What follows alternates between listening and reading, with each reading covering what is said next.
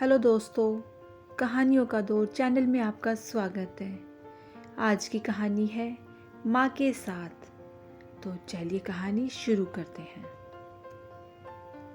मोहित के हाथों में चाय का कप पकड़ाते हुए मीता ने कहा, मोहित, माँ जी को वरुण, मोहित का छोटा भाई, कि यहाँ छोड़ आओ। मैं दिन भर काम करते करते थक जाती हूँ। मुझे खुद के लिए वक्त ही नहीं मिलता। मोहित ने पूछा, क्या हुआ? माँ तो ठीक है ना? मीता ने कहा, हाँ ठीक है, पर क्या सिर्फ हम ही उनकी देखभाल करें?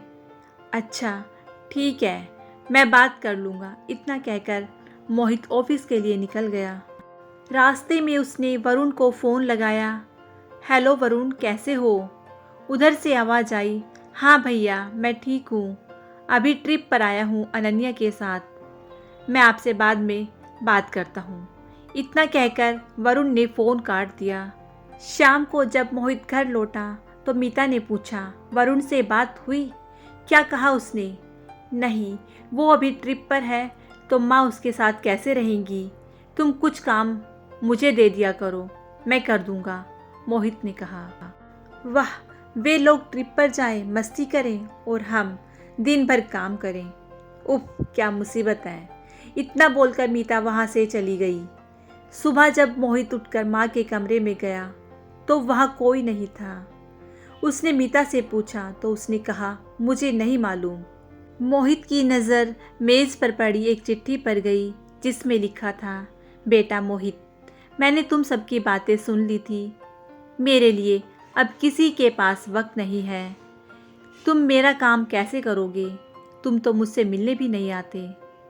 शायद ज़्यादा व्यस्त हो गए हो कि तुम्हारे पास अब मेरे लिए वक्त नहीं है। एक माँ अपनी सारी खुशी अपने बच्चों की एक मुस्कुराहट पर कुर्बान कर देती है, अपना हर पल अपने बच्चे को दे देती है। मैं चाहती थी कि तुम सब मेरा सहारा बनो, पर तुम सब ने तो मुझे आश्रित बना डाला। मैं किसी पर बोझ नहीं बनना चाहती, इसलिए मैं जा रही हूँ। अपना ख्याल रखना। जी, ऐसी ही होती है माँ, जो खुद लाखों दर्द सह लेती है पर अपने बच्चे के लिए करोड़ों खुशियाँ मांगती है। उस चिट्ठी की स्याही धुंधली थी क्योंकि उस चिट्ठी को लिखते वक्त माँ की आंखों में आंसू थे जो शब्दों पर जाकर ठहर गए थे, जैसे वह चिट्ठी स्याही से नहीं आंसुओं से लिखी हो। मोहित भागकर बाहर आया और बोला, माँ अब नहीं आएंगी, वह हमें छोड़कर चली गई है। मैं जाऊंगा उन्हें ढूंढने। इतना कहकर अपने हाथों से माँ की तस्वीर लिए मोहित अपनी माँ को ढूंढने निकल गया। आधा पहर गुजर गया पर माँ का कहीं कोई पता नहीं मिला। थक कर बैठा मोहित बुदबुदा रहा था, माँ आप कहाँ हो? मुझे माफ़ कर दो। मैं हर दिन आपसे मिलने आऊँगा। मैं आपके बिना नहीं रह सकता। तभी किसी ने पानी का छींटा मारा और मोहित चौंक कर उठा। अंकल, आपकी माँ मिल जाएगी। मेरी माँ भी जब मुझसे गुस्सा हो जाती है तो यूं ही कहीं छिप जाती है, पर मैं उन्हें ढूंढ लेता हूँ। मोहित ने उस बच्चे से पूछा, तुम कहाँ रहते हो? इस पर बच्चे ने कहा, रहने का तो कोई ठिकाना नहीं है, पर जहाँ भी रहता हूँ अपनी माँ के साथ ही रहता हूँ। ये वाक्य सीधा मोहित के दिल पर लगा। माँ के साथ रहता हूँ। उसे समझ में आ गया कि वह सदैव तो अपनी माँ के साथ ही रहते आया है और कब से माँ उसके साथ रहने लगी। जिस माँ ने चलना सिखाया, घर को घर बनाया, वह माँ आज बेघर कैसे हो सकती है? हर दर्द में उसने माँ को ही पुकारा है।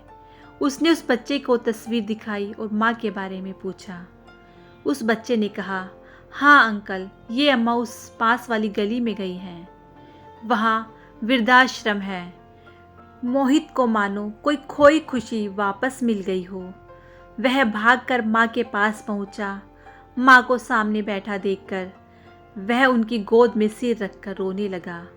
ये पश्चाताप के आंसू थे जो खुशी एक राह भूले पंछी को अपना घोंसला मिलने पर होती है। वैसा ही हाल मोहित का था। माँ भी अपने बच्चे को देखकर भावुक थी। दोनों के बीच एक खामोशी थी, जिसे तोड़कर मोहित बोला, माँ, मुझे माफ़ कर दो। मुझसे बहुत बड़ी गलती हो गई है। मैं अब आपसे हर रोज़ आकर बातें करूँगा। कोई भी आपको कहीं नहीं भेजेगा। माँ ने कहा, नहीं बेटा, मैं तुम सब पर बोझ या मुसीबत नहीं बनना चाहती। नहीं माँ, आप मेरे लिए न तो बोझ हो और न ही मुसीबत, बल्कि आपने ही तो मुझे हर बोझ, हर मुसीबत से लड़ना सिखाया है। आप मेरे साथ चलेंगी, वरना मैं भी आपके साथ यहीं रहूँगा। माँ तो माँ होती है, और जब बच्चे जिद करते हैं तो माँ का दिल पिघल जाता है। एकदम कोमल हृदय होता है माँ का, बिल्कुल कांच के समान, जिसमें आपको अपना ही अक्स दिखेगा।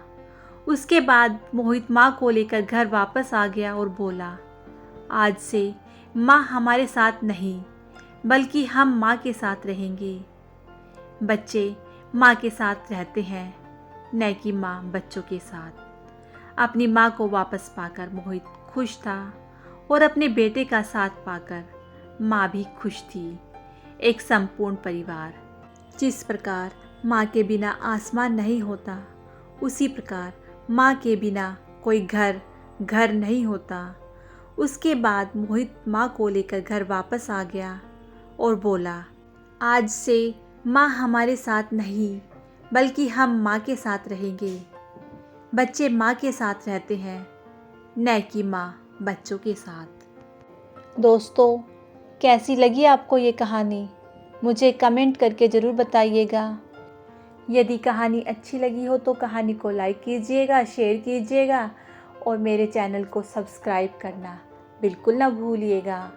कहानी सुनने के लिए बहुत बहुत धन्यवाद।